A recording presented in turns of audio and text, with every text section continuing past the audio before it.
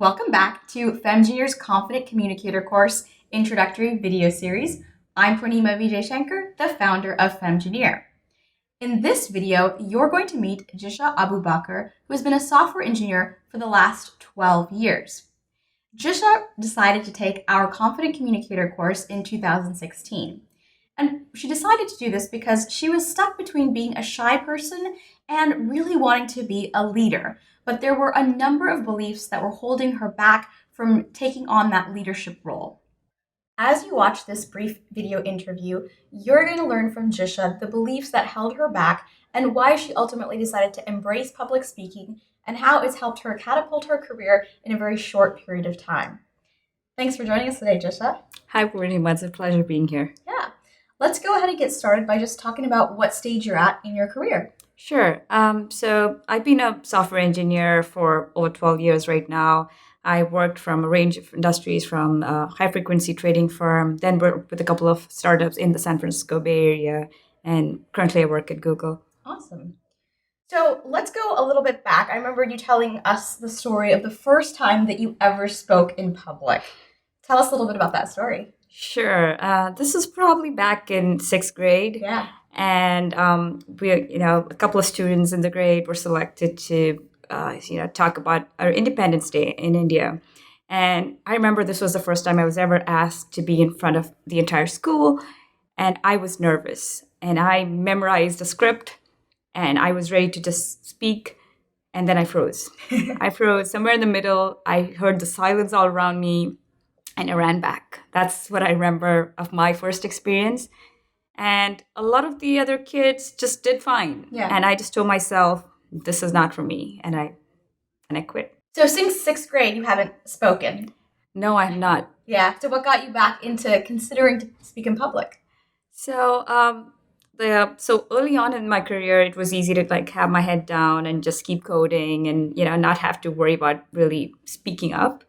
And then in my last role, I was actually working with a distributed team, with an engineering team based in Latvia, in Dublin.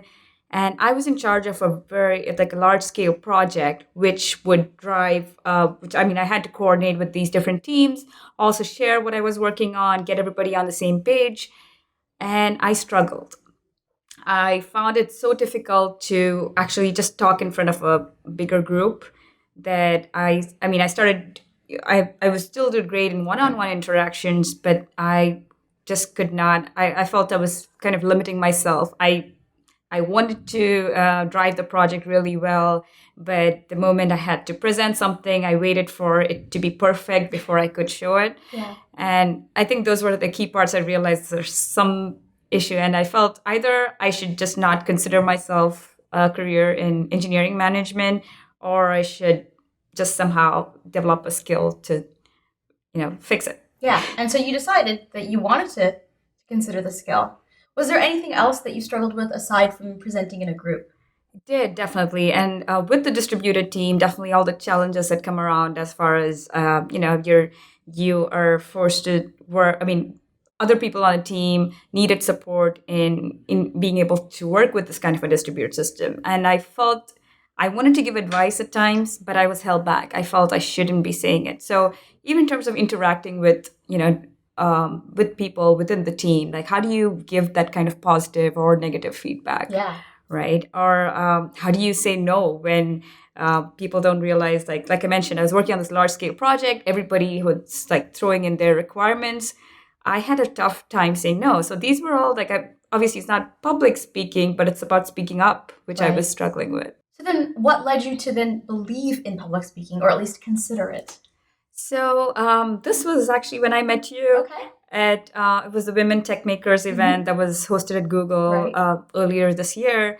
And you just started talking about all the scenarios where, people struggle. And I Right. was like, oh, so these are common scenarios that, that you and Karen sort of went through the same thing as engineers, and being able to, speak up, and how it really affects you in terms of what you want as your career growth. Right. Right?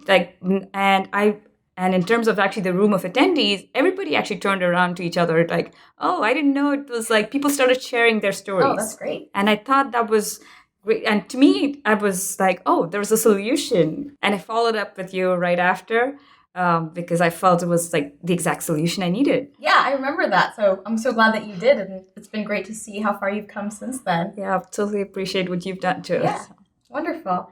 Now, I know you were, though, a little bit on the fence to take the course. There was like some nudging that maybe I didn't necessarily have to do, but maybe you had to do for yourself. So walk me through what were some of the struggles that you were going through as you were evaluating public speaking or even considering the course. Sure. So to me, I think initially when I think of public speaking, it was about, am I planning a career on TED Talks Yeah. or like, is that what you think of as public speaking? And I think really understanding how the course would help me in those, in my regular job, in meetings, and I think walking through scenarios like, how do you pitch ideas? There were these skills which I thought people just did, Yep. and you watch people throw out new ideas or give feedback, and I think I realized like there were actually skills you could practice and get better at. And I think that's where everything that I was on the fence about was like, oh, these were actually everything that I need right now in my career. Nice. So you decided then that it was going to be worth your time and investing in taking the course. Yes, definitely. Wonderful. So let's talk a little bit about the course then. When you started, I know there were some periods where you were like, this is a lot of work. There's a lot going on here. So walk me through what that was like in the beginning. Sure, definitely. I think when I started, I still remember doing that first recording. Yeah. Where you asked us to, talk about your favorite dessert. And the first time, I think, and that was the first time in my life I had recorded myself. And I was like, oh my God, I can't send this to them. Like, this is horrible. And I realized how many takes it took before I thought it was somewhat presentable. And I was like, oh my God, if each lab is going to be that much work, this is going to be, so challenging. But at the same time, I realized like everybody shared what they did, and you realize everybody's just on the same page.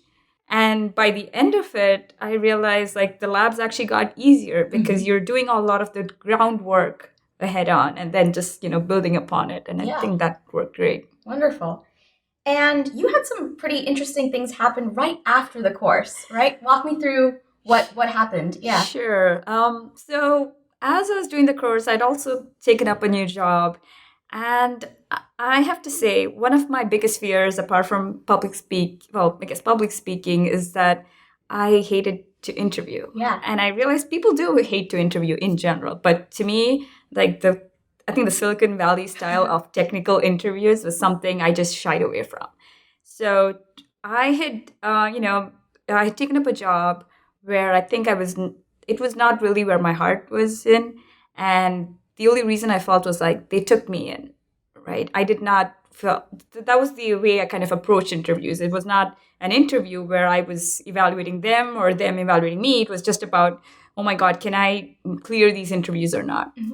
And through the course, and you walk through a lot of interviewing scenarios and what you look out for, and I realized how many things I had done wrong, how not preparing and walking in thinking I could just wing it sort of just had, I had all these great opportunities, but, and my resume spoke great, but I could not clear these interviews. So how did the course help you gain that confidence and, go on to nailing interviews? So so through the course, that recording yourself and really seeing that kind of improvement in self, I was like, oh, these kind of soft skills are what I thought you could never really improve. Like you practice the violin and you get better and so forth. But as far as really, putting effort into improving your confidence skills, like I saw a visible improvement. And I think in actually every single person that attended that course, from our first video recording to that last presentation, it was so visible. Like to me, actually, I kind of use it as like a personal catalyst. Like, okay, you know what? If I can improve my skill, I can use this, like I can bring this confidence into the interviews. I just need to practice. I just need to prepare. And I was like, you know what? I'm going to do this. And I think that's exactly what I needed. And yeah, eventually ended up getting 3 great offers. And now I work at Google. So that's great. So I know there's probably a lot of people out there who are on the fence about taking this course or wondering like, Jisha seems really smart. She can get a job at Google. I don't know. what would you tell folks out there who are watching this that are either on the fence about public speaking or taking the course? I think this is like a skill you need, like no matter where you are in your career. And I can speak for everybody in that class. Like we saw visible results, and that was fantastic. Yeah, and clearly it's helped you in your career and helped you achieve something tangible in a short period of time. Definitely. I mean, I went from I was in an interview room with, I was able to interview the interviewer. Nice. Right? You are not scared walking in or just thinking about how am I going to clear this? It's an actual interview. And so that was great. Yeah. Well, thank you so much, Jisha, and congratulations on your new opportunity. Thank you so much, Purnima. Yeah.